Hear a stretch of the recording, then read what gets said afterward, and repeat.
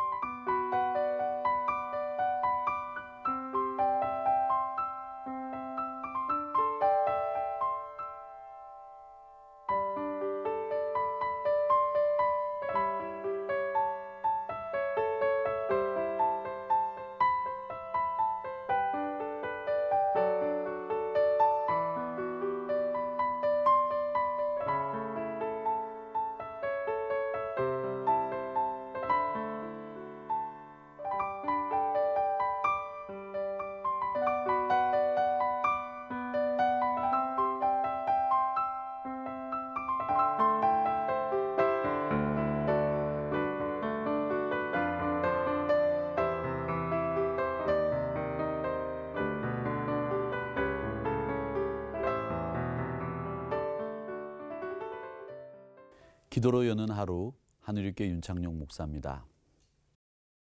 스칸디나비아 반도에 핀란드라는 나라가 있습니다. 옛날 동화가 늘 그렇듯이 그 나라 왕이 굉장히 힘든 일이 생겼습니다. 그 일이 뭐냐면, 온 나라가 부유하고 평안한데 백성들이 행복하게 사는데 왕에게 왕위를 이을 왕자가 없었습니다. 그래서 자식이라고는 무남동녀 외딸 공주 한 명밖에 없는 까닭에 이 공주의 신랑감을 잘 뽑아서 왕위를 이어주겠다는 생각을 했습니다. 드디어 왕위를 이을 신랑감, 사위감을 구한다는 공고를 붙이고 많은 백성들이 지원해 주기를 바랬습니다. 드디어 이 공주의 신랑감을 뽑는 날이 돼서 전국에 수천 명의 건장한 젊은 청년들이, 그리고 똑똑한 청년들이 왕궁으로 몰려왔습니다. 1차 시험은 말타기와 활쏘기, 그리고 1차 시험에서 합격한 청년들 가운데에서 또 2차 시험을 치르게 됐는데, 2차 시험은 지혜의 시험이었습니다.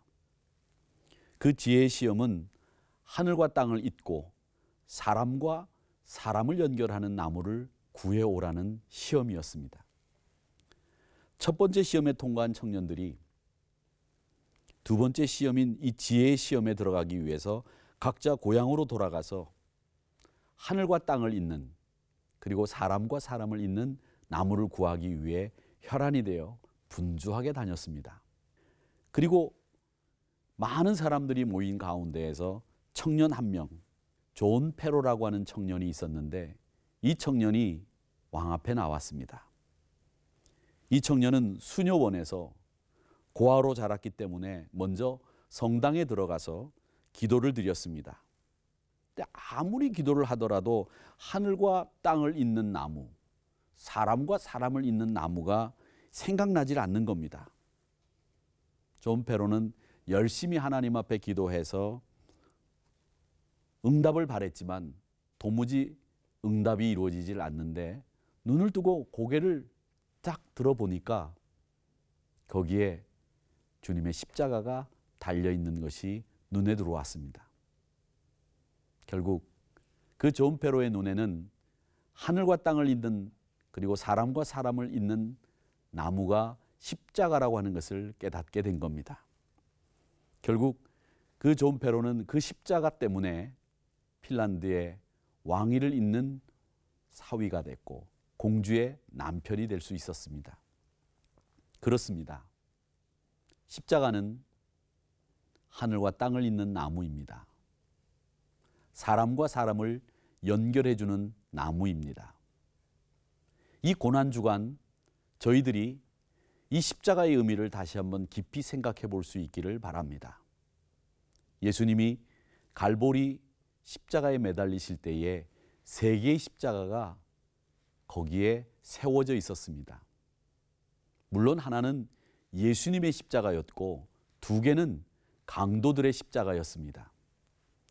그런데 주님이 달리신 십자가 옆에 강도 그 사람들이 달려 있었는데 한 사람은 어떤 죄가 또 어떤 범죄로 인해서 십자가에 달렸는지는 모르지만 그는 죄값으로 죽음을 면치 못한다는 사실을 분명히 보여주는 십자가 위에 달려 있었는데 그는 예수를 조롱하고 예수를 멸시하고 예수님을 하찮게 여기는 멸망의 십자가 위에 달려 있었습니다.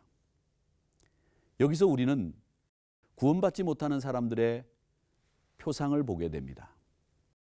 죄를 범하고도 뉘우칠 줄 모르는 사람, 죽은 후에 영원한 지옥이 있다는 것을 의식하지 못하는 사람, 그 완악함을 이 십자가는 우리에게 보여주고 있습니다. 죽으면서도 예수님을 조롱하는 사람들이 있습니다. 내가 만일 하나님의 아들이거든 그 십자가에서 내려와라. 네가 나와 우리를 구원해라. 이런 조롱의 십자가, 멸망의 십자가가 있습니다. 반면에 다른 한 강도는 똑같이 범죄하여 십자가에 달렸으면서도 예수님 앞에 회개의 십자가의 모습을 보여주고 있습니다. 죄의 값은 사망이라고 하는 엄연한 사실 앞에서 구원에 이르는 길이 열려 있음을 보여주는 십자가의 모습을 우리에게 보여주고 있습니다. 죄의 값은 죽음이지만 예수 그리스도를 영접하고 예수 그리스도에게 내 영혼을 맡기고 내가 그와 함께 있으면 낙원에 이를 것이라고 하는 믿음을 보여주는 십자가가 바로 또 다른 십자가였습니다. 이 얼마나 다행스러운 일입니까? 그러므로 구원은 인간의 행위나 공로가 아니라 믿음의 결과이고 하나님의 은혜의 선물입니다. 이 선물이 너무나도 값비싸 도무지 값으로 매길 수 없는 큰 은혜입니다. 쓸모없는 무가치한 이 죄인들을 향해서 독생자 예수 그리스도의 죽음으로 말미암아 값으로 따질 수 없는 놀라운 은혜의 선물이 바로 이 십자가의 모습입니다. 우리가 십자가를 바라볼 때마다 나 같은 죄인도 구원받을 수 있다는 확신이 생깁니다. 그것도 죽는 순간에 믿어도 구원을 얻을 수 있다고 하는 이 놀라운 비밀을 보여준 십자가가 바로 이 십자가입니다.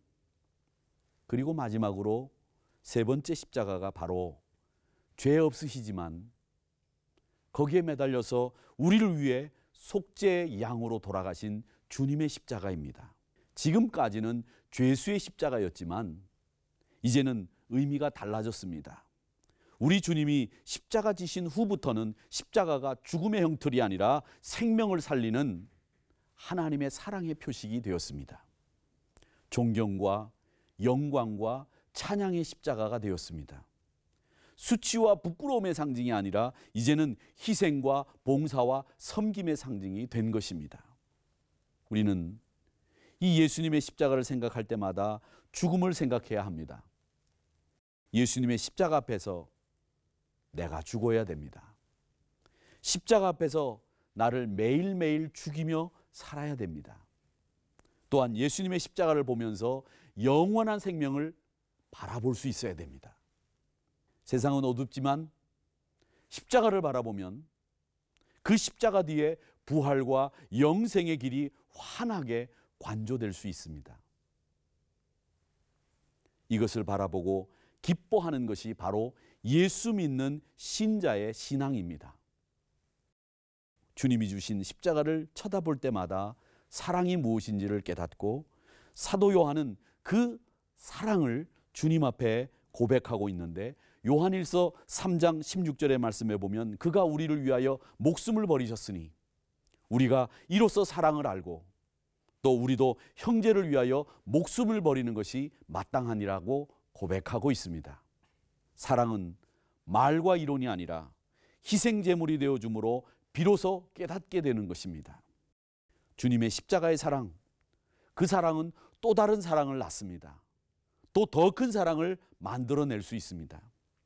오늘도 이름 없이, 그야말로 빛도 없이 음지에서 묵묵히 희생하고 섬기는 이들이 얼마나 많이 있습니까?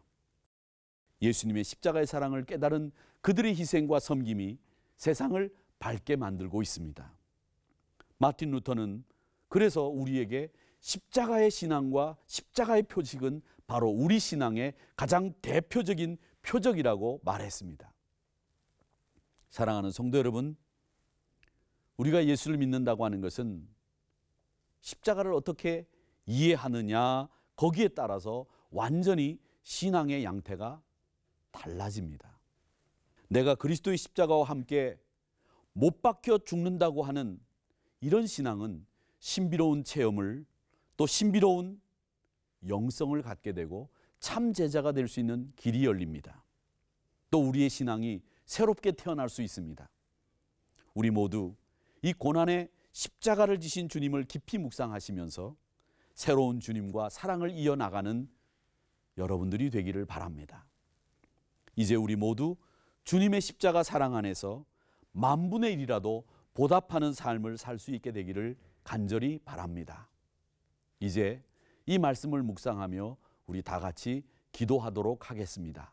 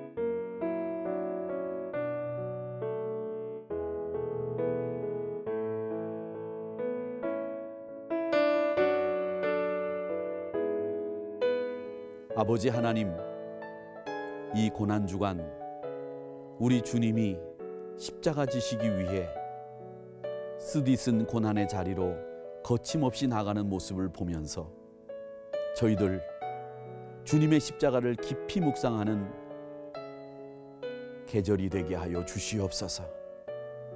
희생, 섬김, 봉사라고 하는 그 주님의 십자가 앞에서 우리가 과연 거기 합당한 삶을 살아왔는지 다시 한번 나를 점검하게 하시옵고, 더 뜨거운 사랑으로 주님의 십자가를 본받아 살아가는 저희들이 되게 하여 주시옵소서. 아버지 하나님, 십자가는 나의 신앙의 아름다운 모습이며 십자가는 우리 신앙의 전부인 것을 깨닫게 하여 주셔서 이 고난중한 십자가의 정신과 그 십자가의 주님을 내 가슴속 깊이 수용하고 적용해 나가는 신자들이 되게 하여 주시옵소서. 예수님의 이름으로 기도하옵나이다. 아멘.